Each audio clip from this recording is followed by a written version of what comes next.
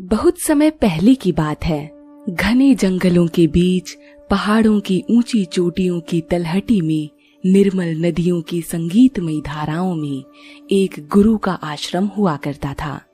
प्रकृति की गोद में गुरु अपने सभी शिष्यों के साथ सांस और मन के रहस्यमयी संबंधों पर शोध किया करते थे।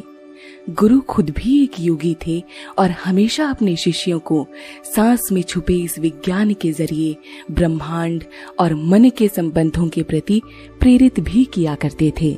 गुरु इस बात को भली भांति जानते थे कि ईश्वर ने हमें इस धरती पर दिनों की गणना के हिसाब से नहीं, बल्कि हमारी सांसों की गणना के हिसाब से भेजा है।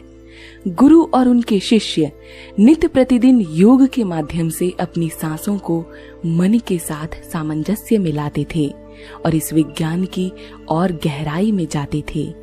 एक दिन की बात है, गुरु के सैकड़ों शिष्यों में से एक शिष्य के मन में सांसों के इसी विज्ञान को और गहराई से जानने की जिज्ञासा हुई। इस जिज्ञासा के घड़े को ज्ञान से भरने वो अपने गुरु के पास पहुंचा। कहो मेरे बच्चे, क्या पूछना चाहते हो? शिष्य के सांसों की तेज गति को महसूस करते हुए गुरु ने पूछा। गुरुजी, मैं आपसे ये जानना चाहता हूँ कि जब हम नवजात होते हैं, बहुत छोटे होते हैं, तो हमारे सांसों की गति भी बहुत तेज होती है। यानी एक बच्चा सामान्य रूप से भी बहुत तेज गति में सांसें लेता है और इस दौरान उसका पेट भी अंदर और बाहर गति करता है। लेकिन जब धीरे धीरे हम बड़े हो जाते हैं तो हमारे सांसों की गति भी धीमी हो जाती है। ऐसा क्यों होता है गुरुजी? मेरा दूसरा प्रश्न है कि हमें इस धरती पर किसी निश्चित साल या महीने तक जीने के लिए नहीं, बल्कि निश्चित संख्या की सांसों को लेने के लिए भेजा गया है। तो अपनी सांसों को नियंत्रित कर हम कैसे अपनी आयु को बढ़ा सकते हैं? और गुरुजी, अंतिम प्रश्न ये है कि मैं दीर्घायु होना चाहता हूँ। मैं किस प्रकार अपनी सांसों के माध्यम से इस लक्ष्य को प्राप्त कर सकता हूँ? शिष्य की बातें सुनकर गुरु मुस्कुराए और कहा, आओ शिष्य, मेरे पास बैठो और अपनी आंखें बंद करो। क्यों गुरुजी? शिष्य ने उत्सुकता से पूछा। जब तक तुम अपनी सांसों की शक्ति को आंखें बंद कर महसूस नहीं करोगे, तब तक तुम इसकी शक्ति को समझ नहीं पाओगे। इसीलिए प्यारे बच्चे, अपनी आंखों को बंद करो और मेरी बातें ध्यान से सुनो। शिष्य ने आंखें बंद कर ली और धीमे स्वर में सांस लेता हुआ गुरु की बातों को सुनने लगा। गुरु ने शिष्य के पहले प्रश्न से मार्गदर्शन करना शुरू किया। हाँ मेरे बच्चे, तुमने बिल्कुल ठीक कहा। जब बच्चा छोटा होता है तो बहुत तेज गति से सांसें लेता है और इस दौरान उसके पेट की गति को भी देखा जा सकता है।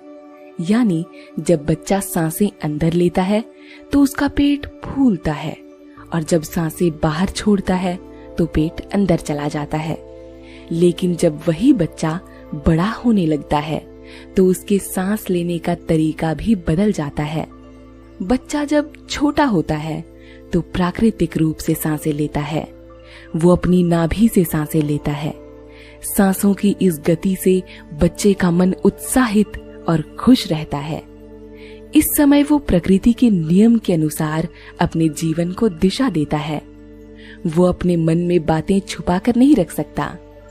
इसीलिए इस समय बच्चे का मन बिल्कुल सच्चा होता है और इस सच्चे मन का आधार है उसकी सांसें, जो उसने नाभि से ली। आओ बच्चे, तुम्हें समझाऊं सांस और मन के इन्हीं संबंधों के बारे में, जिन्हें सत्यापित करने में विज्ञान को हजारों वर्ष लग गए, लेकिन आज भी वैज्ञानिक इसके रहस्यों का पता नहीं लगा पाए। एक कुत्ता 1 मिनट में 30 से 35 बार सांसें लेता है।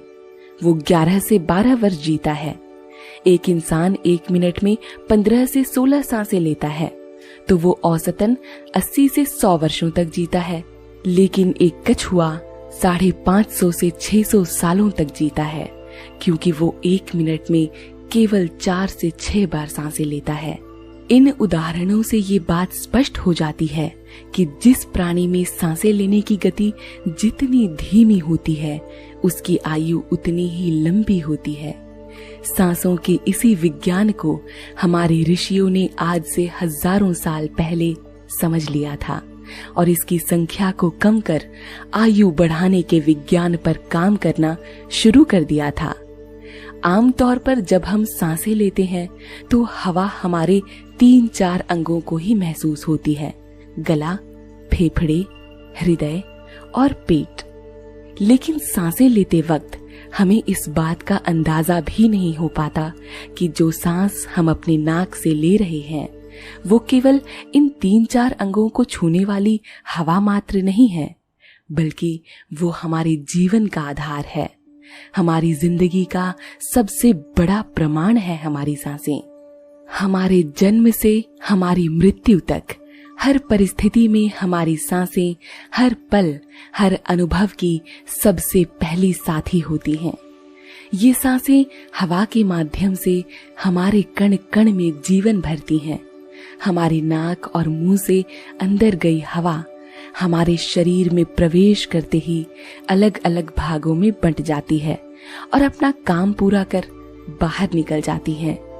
ये प्रक्रिया किसी चमत्कार से कम नहीं है। हम तो केवल इतना भर जानकर निश्चिंत हो जाते हैं कि हमने नाक से ऑक्सीजन ली और कार्बन डाइऑक्साइड छोड़ी। जैसे कभी जंगल में आने वाला एक तेज हवा का झोंका जंगल के रूम रूम को सक्रिय और सजग बना देता है, वैसे ही हमारी सांसों की तेज गति हमारे आंतरिक चक्र और प्रणाली को सक्रिय और स्वस्थ बना देती है। कपालभाति या भस्त्रिका प्राणायाम में सांसों को तेजी से लेने की प्रक्रिया इसीलिए दोहराई जाती है। सांसों के तेज प्रवाह के साथ हमारे शरीर में मौजूद बैक्टीरिया बाहर निकल जाते हैं। ऑक्सीजन के हमारी कोशिकाओं में तेज प्रवाह से रोग प्रतिरोधक क्षमता मजबूत होती है। आंतों में जमे अपशिष्ट का मार्ग खुल जाता है। सांसों की तेज गति से भीतर गई प्राणवायु जब हमारे मस्तिष्क में जाती है तो न्यूरॉन की सक्रियता से हमारे सोचने समझने की क्षमता में वृद्धि होती है। ये सांसें आदि से अंत तक हमारे शरीर में प्रवेश करने के साथ आत्मविश्वास को भरती हैं और हम में मौजूद नकारात्मकता को बाहर निकालती हैं। हर रोज केवल 10 मिनट की सांसों की आंधी हमारे जीवन में एक नई तरोताजगी और आत्मविश्वास से चमत्कार करती है। आजकल लोग अपनी इन्हीं सांसों के प्रति जागृत नहीं हैं। उनकी सांसों का उखड़ा उखड़ा होना इस बात का सबसे बड़ा प्रमाण है। गुस्से में हमारी सांसें बहुत तेज हो जाती हैं। दुख के समय वही सांसें बहुत धीमी। सांसों का जुड़ाव केवल मन से नहीं बल्कि भावनाओं से भी है।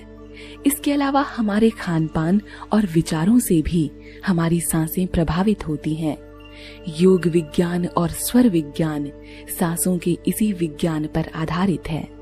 अगर हम अपने शरीर को रोग मुक्त रखना चाहते हैं, सामान्य से ज्यादा प्राण शक्ति चाहते हैं, तेज बुद्धि और सफलता चाहते हैं, जीवन में शांति चाहते हैं, तो हमें सांसों में छुपे इस रहस्य को समझना होगा। इस पर नियंत्रण करना सीखना होगा। हमारी सांसें ही हमारे मन और इंद्रियों के बीच एक सेतु का यानी एक पुल का काम करती हैं। हमें इस पुल पर चलना सीखना होगा। एक बार जब हम जीवन के इस पुल पर चलना सीख लेते हैं तो दुख और परेशानियां हमारे जीवन से जादू की तरह निकल जाती हैं, क्योंकि हमारे जीवन में दुख और परेशानियों जैसी तो कोई चीज होती ही नहीं है। ये तो बस हमारे मन का वहम होता है और इस मन पर सांसों के जरिए ही नियंत्रण पाया जा सकता है। आजकल की युवा पीढ़ी में तनाव या डिप्रेशन और स्ट्रेस जैसे मनोविकार का रोग एक वायरस की भांति फैल रहा है। इन विकारों को दूर करने के लिए सबसे कारगर उपाय अपनी सांसों के जरिए मन से जुड़कर उसमें बसे नकारात्मकता को बाहर निकालना है। मेरे प्यारे बच्चे, तुमने पहले प्रश्न में बच्चे की सांसों का जिक्र किया था। मैं यही उदाहरण यहाँ फिर देना चाहूंगा। एक बच्चे द्वारा नाभि से ली गई तेज गति में सांस से उसका मन हमेशा निर्मल बना रहता है। उसका किसी से राग द्वेष नहीं होता, क्योंकि इस समय वो प्राकृतिक रूप से सांसें लेता है। ना ही उसके मन में किसी प्रकार की नकारात्मकता या विकार होता है। यहाँ तक कि कोई उसे डांट फटकार भी लगा दे तो अगले ही पल वो उसे भूल फिर से हंसने खिलखिलाने लगता है। प्रकृति ने हम सबको अपनी नाभि तक धीमी और गहरी सांसें लेना सिखाया है, लेकिन अपनी जीवन शैली में अस्वाभाविक बदलाव करके हमने अपनी सांसों को सीमित कर लिया है, इसकी धीमी गति को तेज कर दिया है। हम नाभि तक नहीं बल्कि सीने तक सांसें लेकर बस बाहर निकाल देते हैं।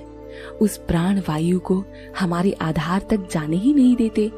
नतीजतन हमारा जीवन तनाव और नकारात्मक चीजों से भर जाता है। हमारी सांसें जितनी गहरी और लंबी होंगी, हमारा जीवन उतना ही सरल और शांत होगा। जानवरों में 6 इंद्रियां पाई जाती हैं, लेकिन मनुष्यों में 5।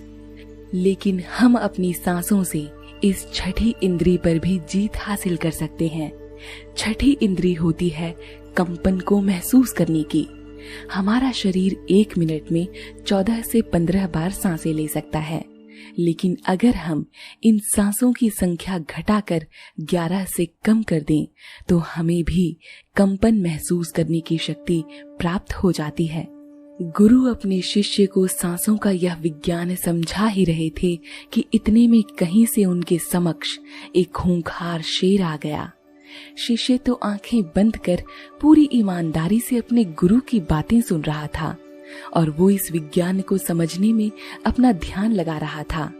इसीलिए उस बच्चे को शेर के आने का आभास ही नहीं हुआ। आश्चर्य की बात तो ये थी कि उस शेर ने गुरु और शिष्य दोनों में से किसी पर हमला नहीं किया, बल्कि चुपचाप सिर झुकाकर गुरु के समीप बैठ गया। गुरु ने शिष्य को आंखें खोलने का आदेश दिया। बच्चे ने आंखें खोली और सामने एक खूंखार शेर को पाया तो एक पल को तो वो डर से सहम गया, लेकिन गुरु के साथ होने से उसका डर तुरंत ही समाप्त भी हो गया। गुरु ने कहा, प्यारे बच्चे, अपनी सांसों में छुपे इस रहस्य को समझने की राह में जब हम आगे निकल जाते हैं तो इतने सक्षम हो जाते हैं कि हम प्रकृति के अन्य जीवों से अपनी सांसों और छठी इंद्री पर प्राप्त किए गए विजय से संवाद कर सकते हैं। ये खूंखार जीव अभी तुम्हें किसी प्रकार का नुकसान नहीं पहुंचा सकता, क्योंकि अपनी सांसों की सिद्धि से मैंने ऐसे जीवों से संवाद करने की कला सीख ली है। सांसों की शक्ति का साक्षात उदाहरण देख बच्चा हैरान था। गुरु ने अपनी बातें जारी रखते हुए कहा, बच्चे, ये जो हमारी सांसें हैं ना, इस ब्रह्मांड का रहस्य यहीं से शुरू हो जाता है। जब हम इसे नियंत्रित करना सीख जाते हैं तो हम ब्रह्मांड और इसमें घटने वाली हर घटना को सूक्ष्मता से समझ सकते हैं। यही कारण है कि कुछ ही सिद्ध योगी इस रहस्य को समझकर ब्रह्मांड और आने वाले समय की भविष्यवाणी करने की कला पर विजय प्राप्त कर लेते हैं। प्यारे बच्चे, जल्द ही हम योग विज्ञान भी पढ़ेंगे, जिसमें लिखा गया है कि सांसों पर नियंत्रण पा लेने के बाद एक साधक ऐसे रहस्यमयी कार्य कर सकता है जो आम मनुष्यों की पहुंच और समझ दोनों से परे है। ऐसी जानलेवा बीमारियां जिनका इलाज विज्ञान में संभव नहीं, उन बीमारियों पर भी सांसों के जरिए अपने मन और मस्तिष्क पर नियंत्रण रखकर ठीक किया जा सकता है। जब सांसों में उथल पुथल होती है तो मन भी अस्थिर हो जाता है। सांसों की शांति से मन में स्थिरता आ जाती है। एक योगी के दीर्घायु का यही रहस्य है और यही दीर्घायु तुम भी अपनी सांसों पर नियंत्रण रखकर प्राप्त कर सकते हो। बच्चे, सांस के विज्ञान को समझने के लिए ये जानना भी जरूरी है कि जितनी सांसें हम अंदर लेते हैं उससे ज्यादा हम बाहर छोड़ते हैं। हमारी जिंदगी में रोज ऐसे अनेकों काम होते हैं जिन्हें करने में हम जितनी लंबी सांस लेते हैं, बाहर छोड़ते समय उससे कई गुना ज्यादा लंबी सांस बाहर निकाल देते हैं। बाहर छोड़ते समय इन सांसों की लंबाई सबसे ज्यादा क्रोध में और सोते समय निकलती है। इसीलिए हमारे ग्रंथों में काम और क्रोध पर नियंत्रण रखने को कहा गया है, क्योंकि इससे हमारी प्राण शक्ति का ह्रास होता है। इसीलिए मेरे प्यारे बच्चे, हमेशा याद रखना, सांसों को अपनी नाभि तक भरकर धीमी गति से लेना।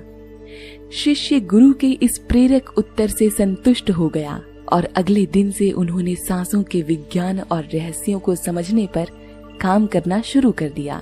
दोस्तों, ये कहानी केवल उस शिष्य के लिए नहीं थी, बल्कि ये आप सब के लिए थी। इसे केवल एक कहानी समझकर सुनने तक सीमित मत रखिएगा, बल्कि इसकी सीख से अपनी सांसों पर नियंत्रण करना व्यवहार में लाइएगा।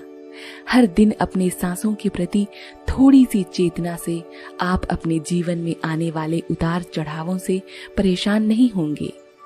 दोस्तों, आपकी सांसें आपके जीवन का सबसे बड़ा प्रमाण है। प्रकृति का सबसे कीमती उपहार आपके पास है। इसकी देखभाल करना आपकी जिम्मेदारी है। मैं आशा करती हूँ आप इस जिम्मेदारी को पूरी निष्ठा से निभाएंगे। दोस्तों, ये कहानी आपको कैसी लगी कमेंट बॉक्स के जरिए हमें जरूर बताइएगा। और यदि सचमुच इस कहानी ने आपके जीवन को एक नई प्रेरणा दी तो वीडियो को लाइक जरूर कर दीजिएगा। मिलूंगी आपसे ऐसे ही एक और रोचक कथा के साथ। तब तक के लिए नमस्कार, धन्यवाद।